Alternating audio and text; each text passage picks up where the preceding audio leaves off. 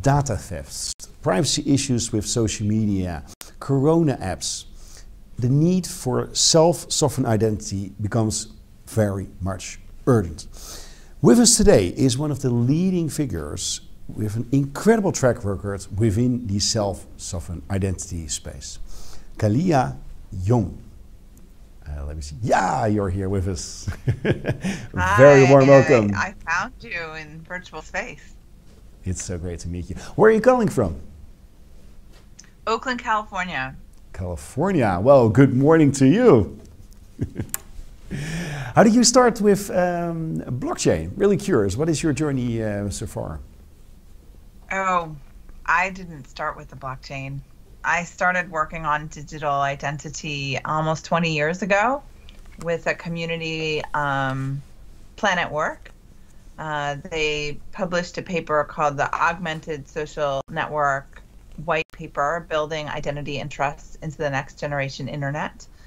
I'd totally recommend your viewers find that paper and read it. It was very visionary at the time, and it basically said we must create an open standards-based layer of the internet that supports user-centric digital identity, which means our identities in the digital world, we could have as much autonomy as we do in the physical world, that they would center around us. And the architectures at the time, and until very recently, always assigned us identifiers. And the good news is with the self-sovereign identity work, we've flipped that paradigm, and we, with software to support us, can generate our own identifiers.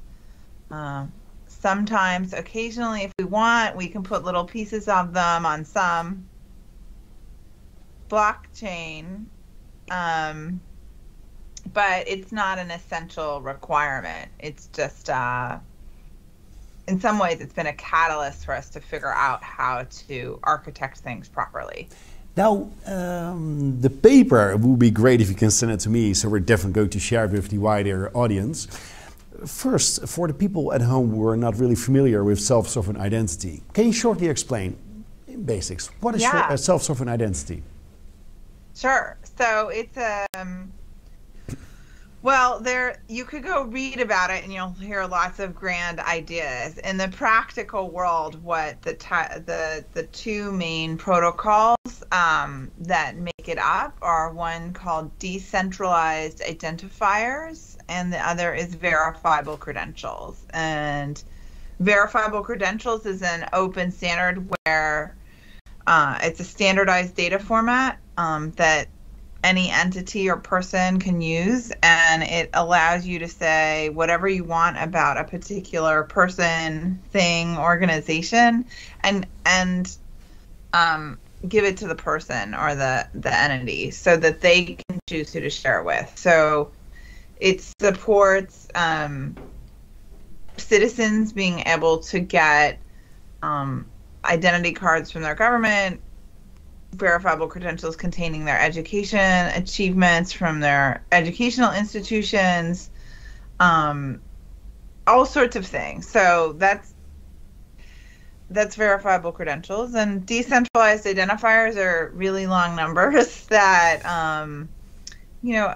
that some of them go on blockchains if you want. But I think what's different between decentralized identifier and conventional kind of crypto structures is that with a lot of conventional crypto structures, your public key is your identifier. And with decentralized identifier, there's a separation. You have the decentralized identifier and associated DID document, and in the DID document are the current set of keys associated with that identifier. And you can rotate the keys over time, and the identifier stays persistent.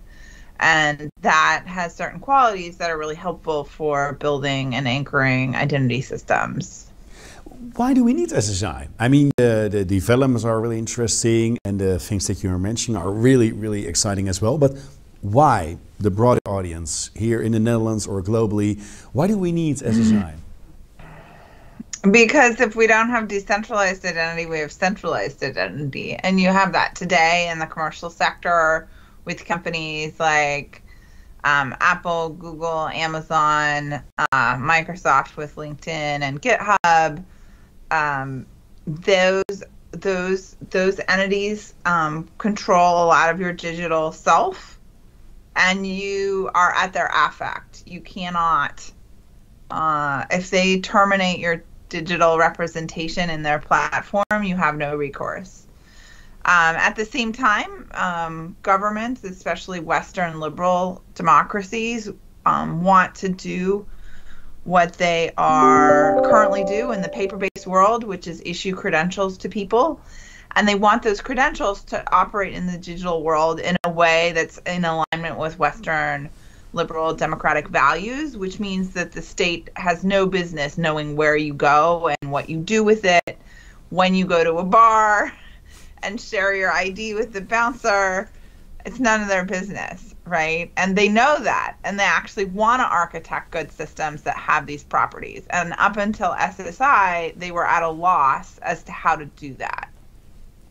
So it's good technology in the sense that it addresses this problem of commercial entities controlling our digital selves, and it supports governments doing a little piece of the identity puzzle, but not interfering or potentially getting in the middle of our transactions as netizens interacting in the digital world. Now, you're mentioning a couple of things that I think for the EU, for example, are really appealing. They're really interested in, well, building their own sovereign identity for all the inhabitants in the EU. Where are we right now when it comes to SSE in the EU? I thought there's like a EU-wide initiative really working on SSI, also some local initiatives, but mainly on a European scale. Where are we right now? I guess still experimenting. How long will it take until we get SSI, for example, in the Netherlands?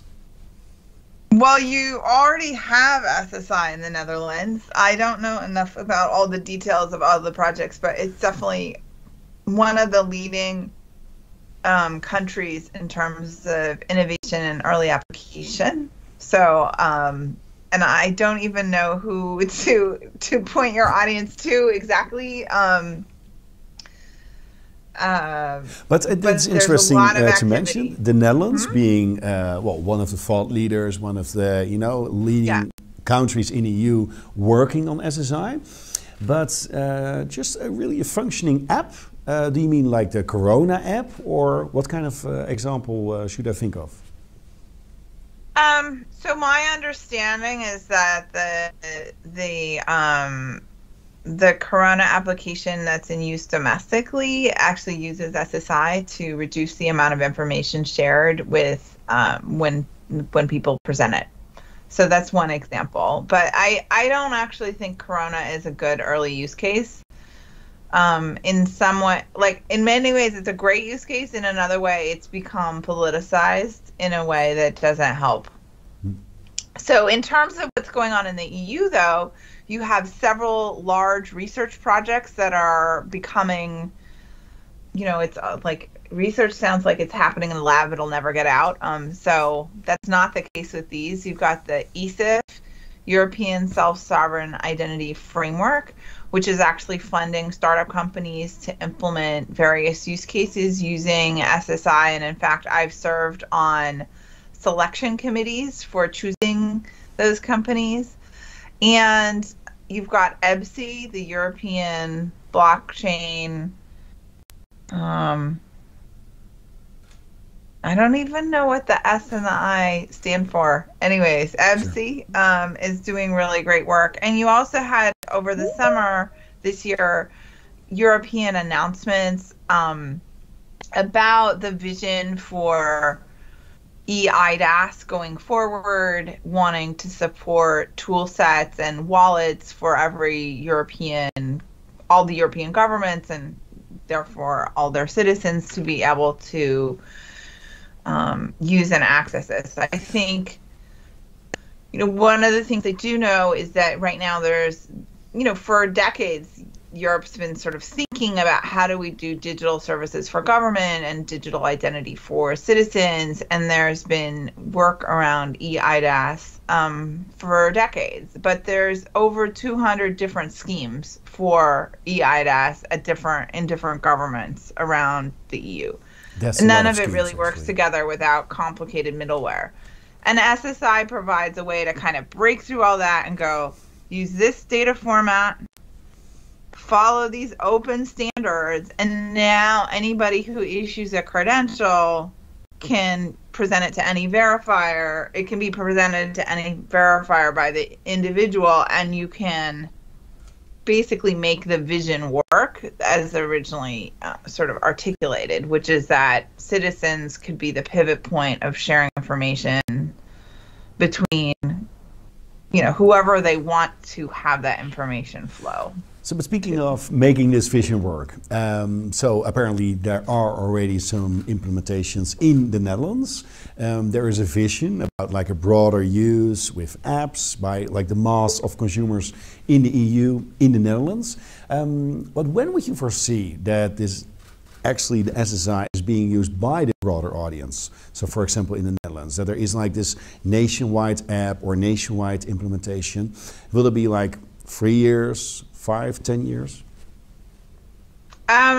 So the goal with the new articulation from the EU was that they would have tool sets available to EU countries to implement by October 2022, which is an incredibly aggressive timeline. It's next year. But I think it's really doable. That doesn't mean that's when normal people will be using it. I think it's like at least another year after that. But, we're on our way to sort of like in 2 and 3 years, it will be very common for people to have an SSI wallet and to be using it to share information when they want to with who they want to. It's interesting to hear that also on SSI, the EU is taking all these, quantum leaps, right? I mean, it's the same with the crypto regulation, the MiCA, that also will be discussed thoroughly in the upcoming year. So you've been speaking about like so many projects, so many initiatives all over the EU. What is, according to you, the biggest hurdle currently of the next steps of the implementations? Is it actually to combine or bring all these initiatives together? Is it the regulation? Is it all the things that we just don't know of, all the new developments within the blockchain technology, GDPR? Really curious to learn from your side. That's a great question. I think right now the most critical piece is to create alignment around one set of open standards that people get on board with to do interoperability testing against, because you can implement the verifiable credential standard as written and not actually interoperate with anyone necessarily, right? So there's like another piece of work to be done around like, okay, this profile is the one that we're going to use across Europe, and we're going to use forums like the one that I lead, like the interoperability working group at the Decentralized Identity Foundation, for example, to actually test and interoperate again. I want to go back to something you said in your just a moment ago about there being like one platform or one app. This is sort of the anti-platform.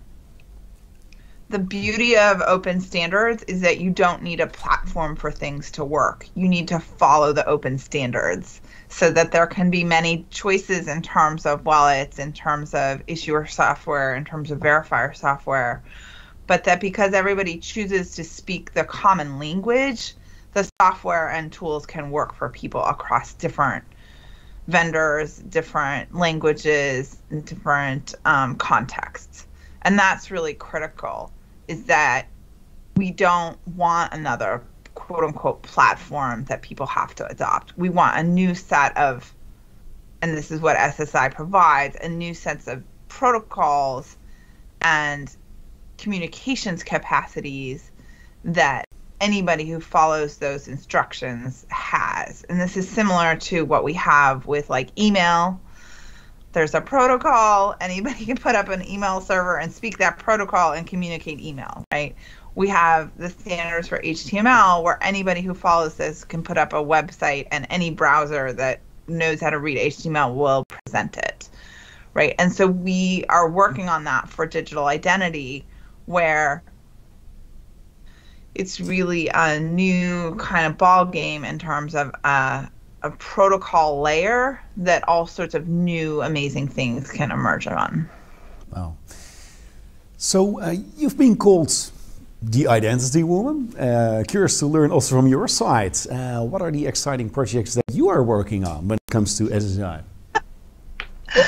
What am I working on?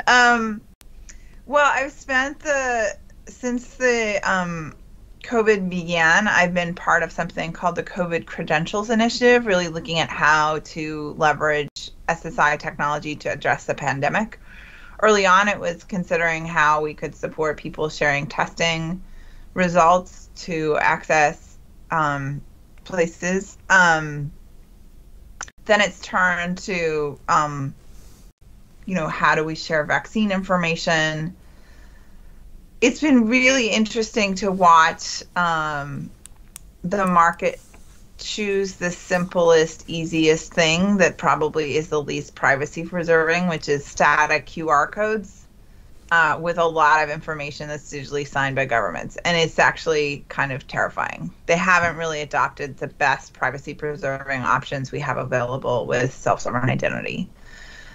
This coming year, I'm looking at I have the Internet Identity Workshop, which is this anchor of my activities always. It happens twice a year. Our next one is coming up April 26th to 28th. Can we still sign up? Can we still sign up for this workshop, or is it just for a closed audience? No, anybody. It's totally open. During the last 2 years, we've been hosting them virtually. We plan to go back to at least one in person and hopefully one virtual every year. This next one, we're going back in person. So if you want to brave the cross-Atlantic flight, you're very welcome. We've had a lot of participation from the Netherlands over the years in our workshop, and it's been great to have folks from the Netherlands at our event. And then I'm looking at projects in potentially education, other places, like how do we do rapid standards alignment and accelerated adoption in industries is kind of where the problem space I'm looking at doing more work in. Wonderful. Well, Kaliya Young, thank you so much for joining us all over from the other side of the world, from San Francisco. Really appreciate it that you took the time to share all the interesting things around SSI, what is coming up, all the things that are now being implemented in the EU, all the projects that are taking place. So thank you so much for sharing this, joining us at this virtual event. And we're definitely going to share all the details about the workshop and your other work via our social media channel. So thank you so much. Thanks so much.